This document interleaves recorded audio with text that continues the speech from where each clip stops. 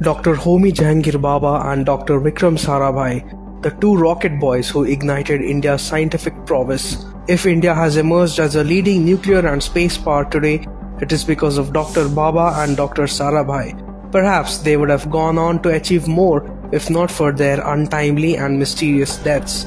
In January 1966, Homi Jahangir Baba, the father of India's nuclear program, was on his way to Vienna to attend the meeting of the International Atomic Energy Agency when the plane he was traveling crashed over the Swiss Alps, killing all the passengers on board, including Baba. Officials attributed the cause of the disaster to be a miscommunication between the pilot and the Geneva airport. But Homi Baba's death was only the beginning.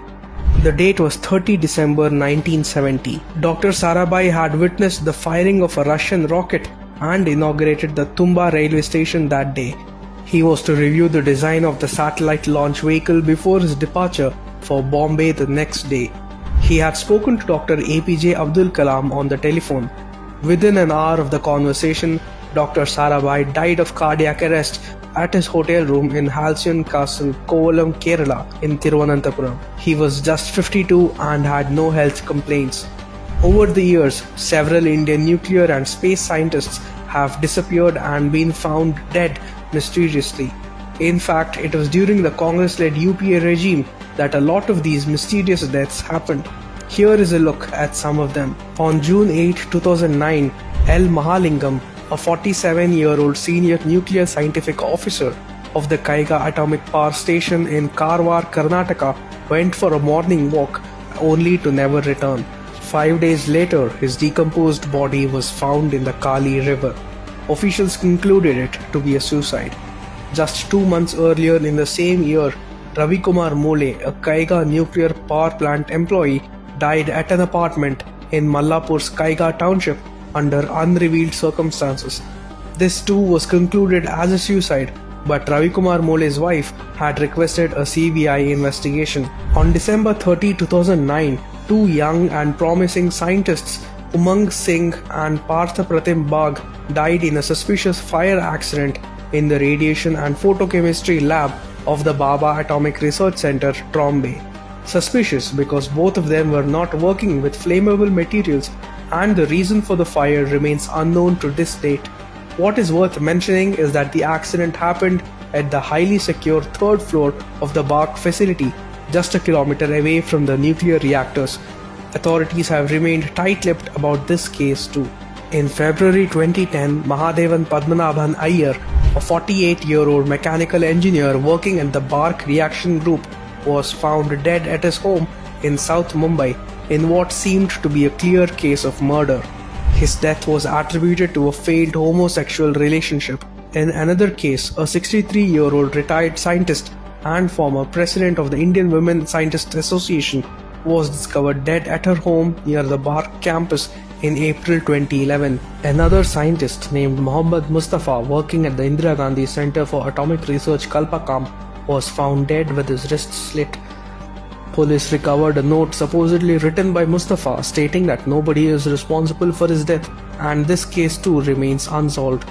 In October 2013, two chief engineers KK Josh and Abhi Shivam, assigned to India's first nuclear-powered submarine, INS Arihant, were found dead on railway tracks near the Pendurthi railway station near Visakhapatnam. It was believed that they were killed or poisoned elsewhere before their bodies were kept on the railway tracks to make their deaths look like accident or suicide. However, the Defence Ministry back then concluded it to be an accident, ruling out any conspiracy, despite the relatives of the deceased demanding for a detailed probe. In 2015, an RTI activist had filed a public interest litigation in the Bombay High Court stating that hundreds of nuclear experts deployed to various nuclear institutions around the nation have died suspiciously in the previous 15 years, with many of these deaths labeled as suicides or unexplained deaths by investigative authorities. According to Kothari, the Bark has documented 680 staff fatalities over the previous 15 years. The Baroda heavy water plant recorded 26 deaths, while the plants in Kota and Tuticorin reported 30 and 27 deaths respectively. According to Kothari, 92 people working at the Indira Gandhi Center for Atomic Research in Kalpakam have died, with 16 of them being declared as suicides. It is possible that one or two of these fatalities may have been suicides, but a large number of cases have been marked unexplained with no further investigations into the unnatural deaths. In some cases, the investigations were done hastily. Not just nuclear scientists, even ISRO scientists have died mysteriously. Between 1995 and 2010, 684 ISRO employees have died, and many of these deaths remain a mystery. Tapan Mishra, a top ISRO scientist, made an explosive revelation that he had survived 2 poisoning attempts in 3 years. Nambi Narayanan, the ISRO scientist instrumental in building the Vikas engine and developing of cryogenic technology, was slapped with false espionage charges and became a victim of political machinations in Kerala. For years, the lives of India's nuclear and space scientists have remained under threat. What is even more shocking has been the apathy of successive Congress governments. There has been no transparency in the investigations of these deaths as well. Did the lives of India's precious brains not matter to the Congress? Did India's strategic interests not matter to the Congress? Was the Congress neglectful in securing the lives of our scientists? Or is there a larger conspiracy behind the silence and haphazard investigations? Whatever it is, one thing is for sure: the sabotage of India's scientists has set the country's nuclear capabilities back by decades.